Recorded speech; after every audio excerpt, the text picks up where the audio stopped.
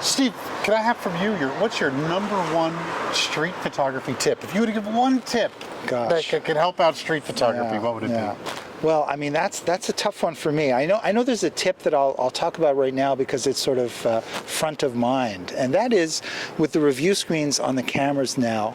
I find that I'm often, whether your screen articulates or tilts or goes up, I know with my Nikon cameras, the screens are really nice, and I find that when instead of looking through the viewfinder, which is kind of an aggressive pose, one that we're of course used to, I find that I use the flip-up screen and I aim my camera, and the autofocus really works, and a couple of things happen. I'm at a slightly lower angle, which tends to kind of dignify the subject a little bit. That lower angle works, and I hearken back to the work of Deanne Arbus or Vivian Meyer, who used the 2 1/4 that they look down into the viewfinder and photograph looking up a little bit. But the magic I find for street photography, David, is that kind of like a cloaking device, David, because I could stand right in front of the subjects and look down at the screen, and even though the lens is pointing in their direction, I find that people just don't seem to care that much. And if I see them looking in a certain way, I could kind of pretend that I'm reviewing a picture, and I can get really close, and I love getting close to my subjects with a full frame camera. 35-40 millimeter is a good focal length that I really like, because there's an impact I find in my street photography, or in street photography in general. When you're physically close to the subject, there's kind of an intimacy that's communicated that's different from kind of a telephoto shot. So I find that the screen has been a huge help in allowing me to get a little braver, to get a little more out of my comfort zone and come up to people in a closer way without being aggressive out of the viewfinder. So that's my tip. What's your street photography tip, David? So Sam Abel had said something really amazing. He taught in a class that I participated in, and he said that he builds his photographs up from the back forward, and it kind of reinforces to choose a good background, and then maybe either wait or work that background, see if something interesting happens. But instead of just going in for the subject, look at the background first and then wait for the subject to walk in. That's my number one tip. Once you start to identify the background, you can make sure that compositionally everything is good, you're not making any mistakes. Those are key. You pick your background first, and then, or if you have a subject that you're working with, pick your background and put your subject into that middle ground in front of the background. That makes total sense to me. And then you go to work waiting. Go to work waiting, or work that scene. Maybe the background is the picture too. It's a gift, I guess, if a great subject walks in the middle of it. I had a great experience with this. I was on a corner, and there was this was my best photograph of last year, 2023. I think it was my best photograph. And all of a sudden, I spot this girl dressed nicely, carrying a really large cross. Oh. And I'm on a corner with her on 9th and 33rd. And she's heading towards 10th Avenue, and I know that there's a church with a statue of Christ. So I run down the street, get myself into position, concentrating on the background, and sure enough, here she comes, as projected, walks through the camera angle and is able to grab that shot. And I think it was serendipity was there. Or gift from God. A gift from God, you could say that.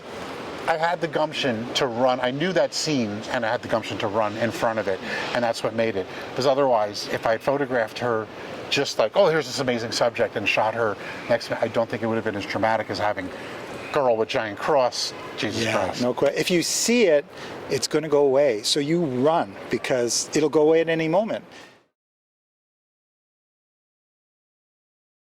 So Steve, you sent me an email yesterday with the schedule and what we're doing on the New York City photo walk. Yeah. It's pretty cool.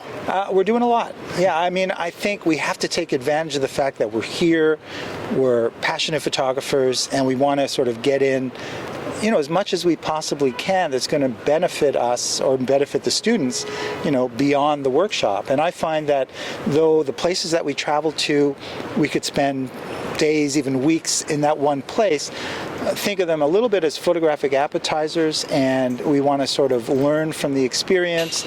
And in my experience too, the workshops that I've taken in the past, you get a nugget here, a nugget there that you can carry with you and incorporate into your work beyond the workshop.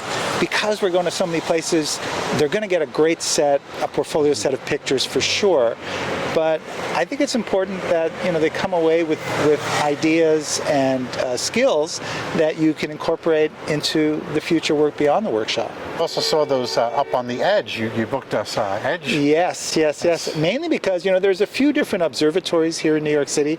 The Edge is unique. It's the kind of one of the latest ones to come, to be opened. And I think there's a lot to photograph. The people reacting to the incredible scene that they're going to see. Keeping an eye on the people. Well, I think oftentimes that's the most interesting thing. Of course, you can photograph the views from the Edge. Everybody does, but that postcard we want to capture.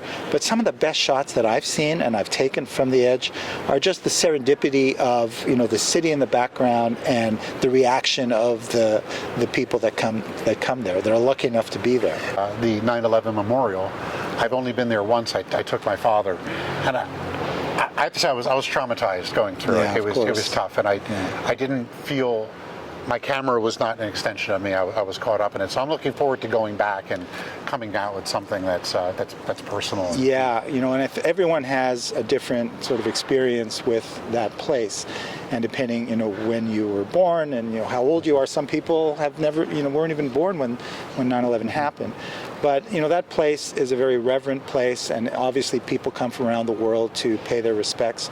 What's interesting, David, is oftentimes you'll see a flower in there, and that represents one of the victims' birthday. So what happens is, they put the flower in, and so I think the flower is a good place to start to see if you can build some sort of a photo there, just because of the power of that icon. Yeah, those are some great, really 3 great locations just that sprung out. That's going to be. We got a lot of great locations, and oftentimes the best Met, ICP. Yeah, you're going highbrow, right? Absolutely. No, it's all great. I mean, there's too many places. There's no way that we can cover even 10% of all the amazing places that we have. But we're going to see a wide range of different environments. Some of them are indoors, some of them are outdoors. Just because it's February, we don't know how the weather's going to be. So, we'll be covered. All right, so we've got the New York City Photo Walk, the Winter Photo Walk coming up February 16th to the 18th, and can't wait. It's going to be here before we know it. Awesome. I want to go home and download some pictures and start some editing, getting ready. So do I. I'm always excited to do that. All right, let's do it. All right, let's go.